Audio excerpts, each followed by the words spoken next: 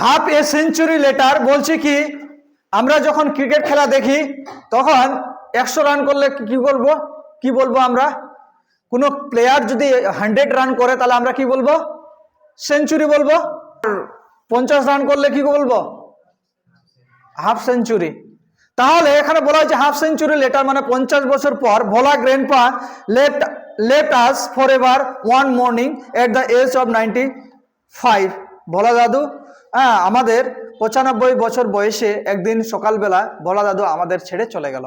সব থেকে দুঃখের বিষয় ধরে ভোলা দাদুর সাহসের কথা শুনলাম। ভোলা দাদু বট গাছে উঠেছিল, জল তেষ্টা পেলো, সব কিছুই করলো। ভোলা দাদু ভয়ে বাড়িতে ফিরলো, কিন্তু একদিন সকালবেলা দেখা যাচ্ছে ভোলা দাদু 95 বছর বয়সে ভোলা দাদু মারা গেল, আমাদের ছেড়ে বিদায় নিয়ে নিল। His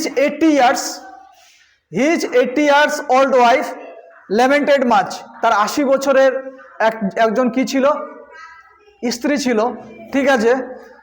She said with a sigh, সে দীর্ঘ নিঃশ্বাস ফেলে বলল, the old man must have forgotten to breathe।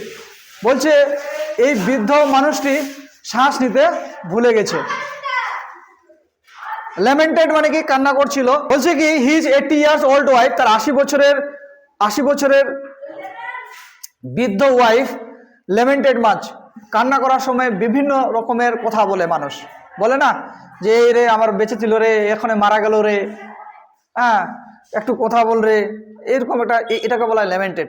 দেখবি যখন কেউ মারা যায় গ্রামে, তখন দেখবি নানান রকম কথা বলে মানুষ কান্না করে, ঠিক আছে, এটাকে বলবো আমরা ল্যামেন্টেড। তার স্ত্রীর বয়স কত?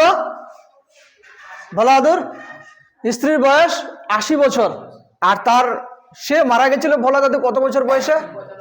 95 বছর। এগুলো কিন্তু শর্ট আসে। বউয়ের বয়স কত? 80 বছর, আর ভোলা দাদু 95 বছর বয়সে মারা গেল। যখন মারা যায় ভোলা দাদু, তার বউ কান্না করতে করতে, বিলাপ করতে করতে কান্না করছিল।